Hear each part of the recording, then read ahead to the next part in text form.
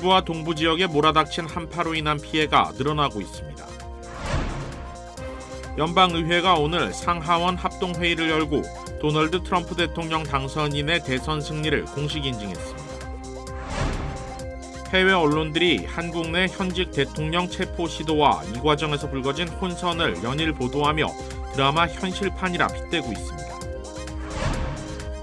부모를 살해해 종신형을 선고받고 30년 넘게 복역한 형제가 재심을 받게 되면서 여론의 시선이 신임 LA 카운티 검사장에게 쏠리고 있습니다.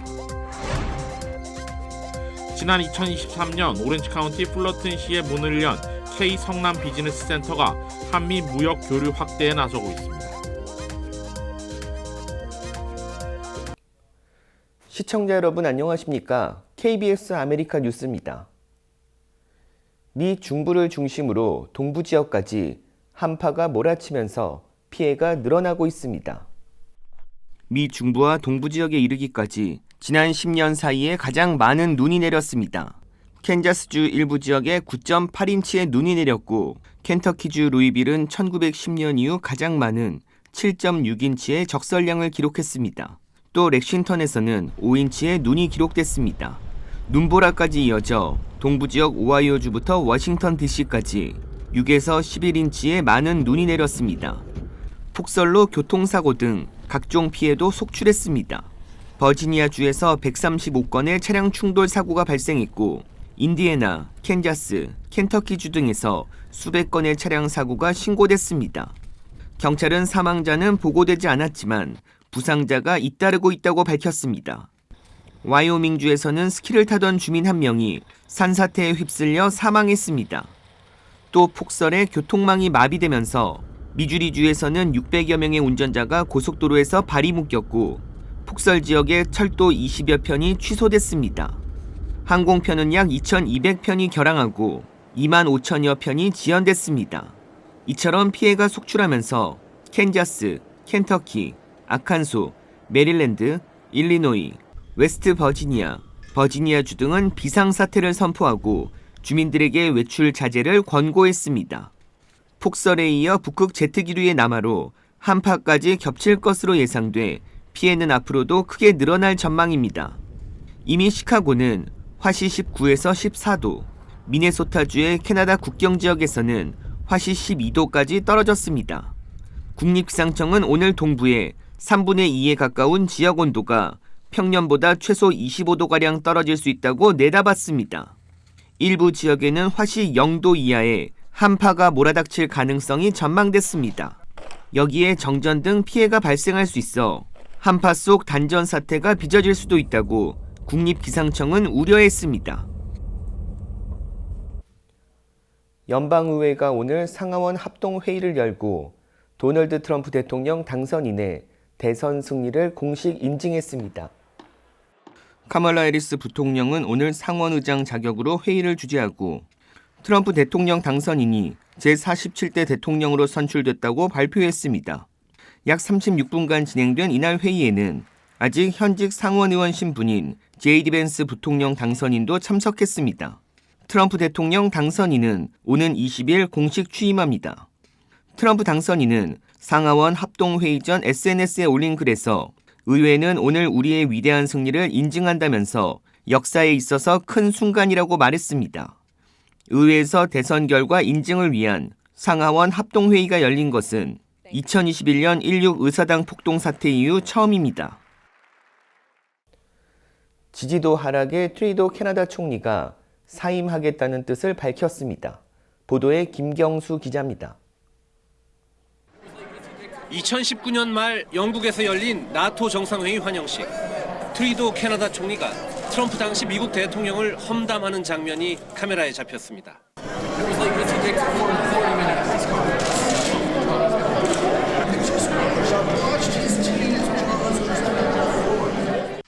이에 트럼프는 트리도 총리가 위선적인 사람이라고 비판하면서 예정된 기자회견을 취소하고 곧장 귀국해버렸습니다. 그리고 다시 백악관 재입성을 앞둔 트럼프 당선인. 캐나다를 향해 25% 관세 카드를 꺼내들었습니다. 트리도 총리는 플로리다로 곧장 찾아갔지만 트럼프의 대답은 미국의 51번째 주가 되라는 것이었습니다. 설상가상 재무장관이 의견 충돌로 사임했고 정치적 동맹들도 등을 돌렸습니다. 2015년부터 집권한 트리도 총리는 고물가와 주택가격 상승, 이민자 문제 등으로 최근 지지율 하락세를 보였고 불신임 위기까지 몰리자 결단을 내렸습니다. I intend to resign as party leader, as prime minister, after the party selects its next leader through a robust, nationwide, competitive process. 트럼프 당선인은 트리도 총리의 회견 소식이 전해진 뒤 많은 캐나다 사람들이 미국의 51번째 주가 되는 것을 좋아한다는 글을 소셜미디어에 남겼습니다.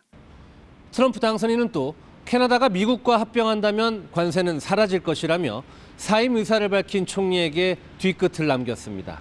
워싱턴에서 KBS 뉴스 김경수입니다. 한국 소식입니다. 공수처가 경찰에 체포영장 집행을 위임했는데 경찰이 거부하면서 하루 만에 없던 일이 됐습니다. 민정희 기자입니다.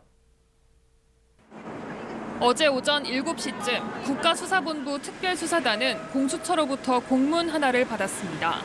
그제 발송된 이 공문은 윤석열 대통령에 대한 체포영장 집행 업무를 경찰에 일임한다는 내용이었습니다.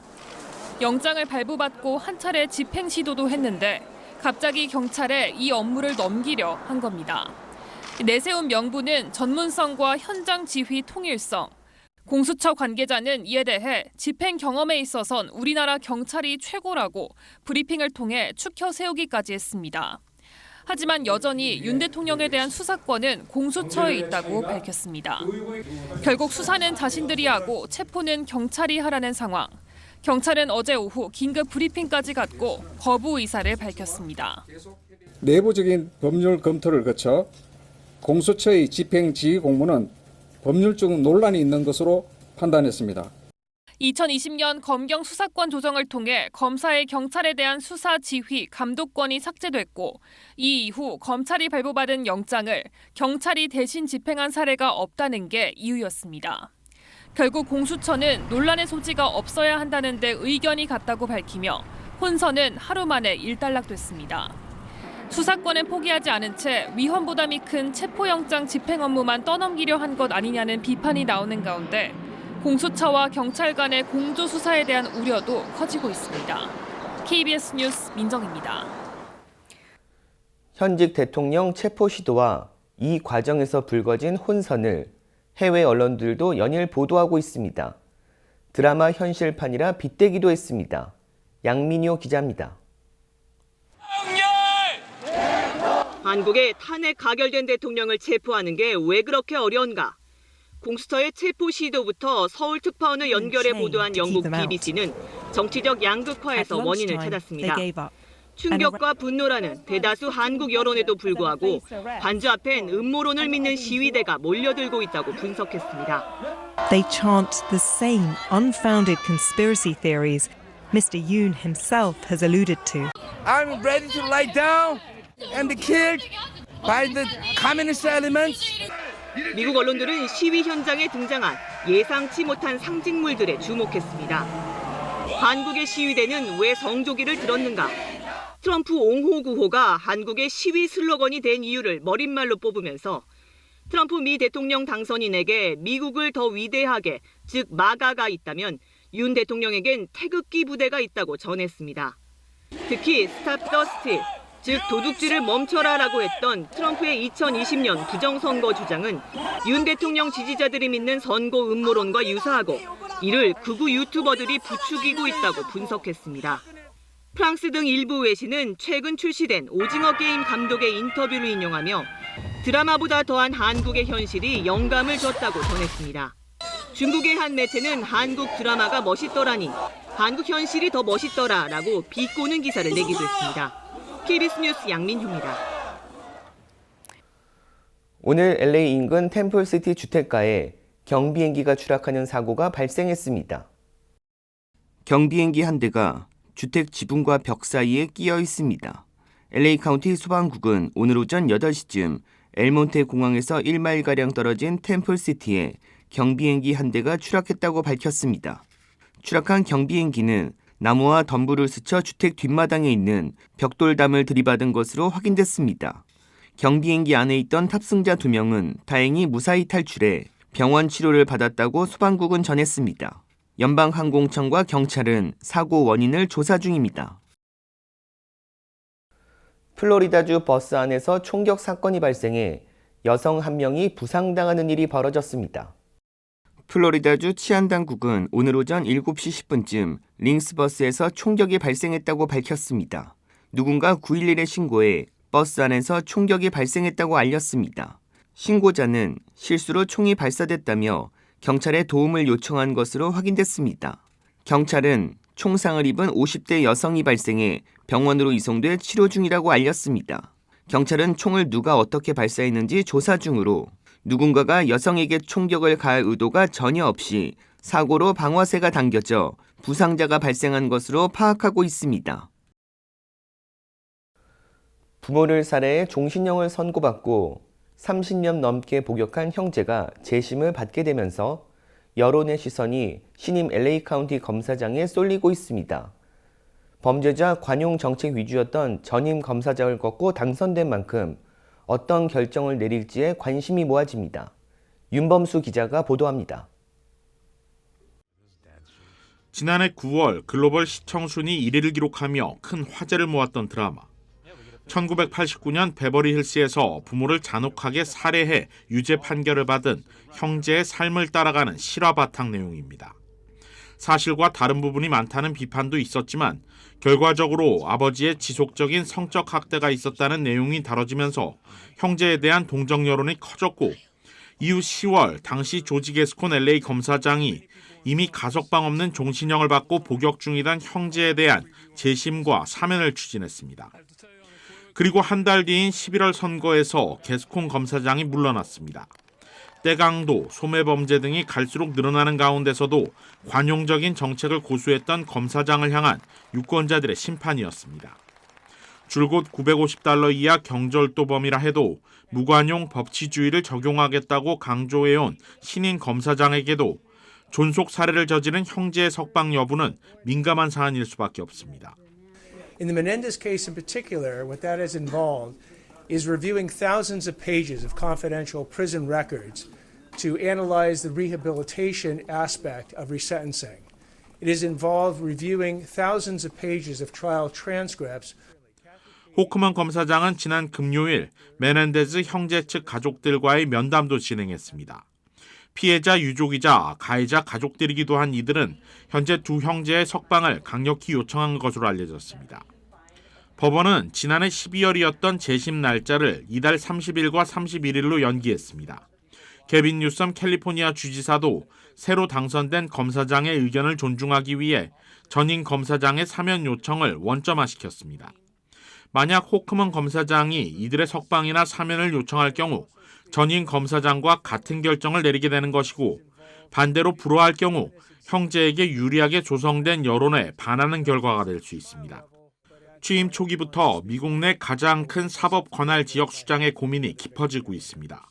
KBS 뉴스 윤범수입니다. 지난 2023년 오렌지 카운티 플러턴시에 문을 연 K 성남 비즈니스 센터가 한미무역 교도보 역할에 집중하고 있습니다. 우수한 한국산 제품을 미국 시장에 진출시키는 것이 목적입니다. 이우수 기자가 취재했습니다. 고도로 훈련된 순찰견이 범죄자를 순식간에 제압합니다. 교관의 명령에도 즉각적인 반응을 보이는데 한국식 훈련에 따른 결과입니다. 반려견과 반려묘를 위해 제작된 한국산 사료들입니다. 기성상품과 비슷한 디자인이 채택된 것이 특징인데 반려동물과 함께 소중한 순간을 나눌 수 있는 무알콜 음료들도 눈에 띕니다. The snacks, the treats for dogs are all human grade, and they're nothing that I wouldn't eat myself. That's good. They're all nutritious. I was really amazed by all the products that are coming in from Seoul. We were looking at some of the health and technology. 플러턴시에 자리한 성남 비즈니스 센터에서 한국산 제품을 소개하는 다양한 행사가 이어지고 있습니다. 지금은 반려동물을 위한 한국의 제품들이 전시되고 있는데 타인종은 물론 한인들에게도 큰 인기를 끌고 있습니다. 미국에서 보지 못한 간식, 다양한 간식들도 볼 수 있고 또 이제 강아지들이랑 같이 이런 경험을 할 수 있어서 너무 좋습니다. 반려동물 관련 제품들이 이제 한국계 좋다고 많이 듣고 이제 알고 있어서 관심은 있었거든요. 근데 이제 미국에서는 이제 구하기 쉽지 않았는데 한국산 제품의 인기에 따라 성남 비즈니스 센터는 수입 확대 등 다양한 방안을 모색하고 있는 것으로 전해졌습니다. 병원용품, 또 스트롤러 등 각종 이제 애완견들을 위한 그런 아이템들을 가지고 나와서 저희가 이제 홍보관으로 일단은 하게 됐고, 그리고 이제 이게 B2B 또는 B2C로 우리가 이제 사업을 확장하면서 오늘 성남 비즈니스 센터에서는 지난해 성과를 발표하고 새로운 한 해를 준비하는 행사가 열렸습니다. 한미양국의 두 도시는 지난 2년간의 성과를 기반으로 역할을 더욱 확대할 방침이라고 전했습니다. We look forward to continuing to showcase and evolve Korean products here in the U.S. marketplace, and we look very forward to the fruitful relationship and the many fruits that this bears as we move on to 2025. 성남에 있는 아주 우수한 기업들이 미국 시장뿐만이 아니라 중남미 시장까지 겨냥해서 좋은 제품과 기술을 진출시키고 성남산업진흥원은 오늘 LA 한인상공회의소와도 업무 협약을 맺었습니다. 국가 간 무역에서 자문을 제공해 주는 등 상호 간 협력을 위한 목적입니다. 성남시 진흥원과 이런 업무 계약을 체결한 것도 우리가 하나의 일원으로서 앞으로도 이제 서울에서 많은 분들이 저희들한테 와서 이제 서로 업무 체결을 하고 서로 도움을 받고 서로 화합하고 협력할 수 있는. 지난 2023년 플러튼시에 문을 연 성남 비즈니스 센터에는 25개 한국 기업의 전시 부스가 설치되어 있습니다. 미국을 방문한 성남시 관계자들은 오늘 라스베이거스 CES로 자리를 옮겨 한국산 제품 판로 확대에 나설 계획이라고 전했습니다. KBS 뉴스 이우수입니다. 러시아에서 우크라이나 반격으로 북한군 사상자가 3,800명에 달한다고 우크라이나가 밝혔습니다. 조빈나 기자가 보도합니다. 집 앞 계단에 앉아 있는 여성, 또 다른 한 명이 밖으로 나옵니다. 이들은 떠나지 않고 집 안에 있는 누군가와 계속 말을 하는데 모습을 드러낸 사람은 군인입니다. 영상의 진위 여부가 확인되진 않았지만 친우크라이나 국제시민단체는 쿠르스크에서 북한군이 러시아 주민을 몰아내고 민가에 숨는 과정을 우크라이나군 드론이 포착했다며 해당 영상을 공개했습니다. 젤렌스키 우크라이나 대통령은 지난해 8월 기습작전을 시작한 러시아 쿠르스크에서 지금까지 북한군 사상자는 3,800여 명, 러시아군 사상자는 3만 8천 명에 달한다고 주장했습니다. 우크라이나군은 그간 러시아군의 수복작전에 밀렸지만 올 초부터 반격을 개시해 치열한 전투가 진행 중입니다. 러시아는 애초 전쟁의 명분으로 들었던 우크라이나 동부 돈바스 지역에서 진격 속도를 높이고 있습니다.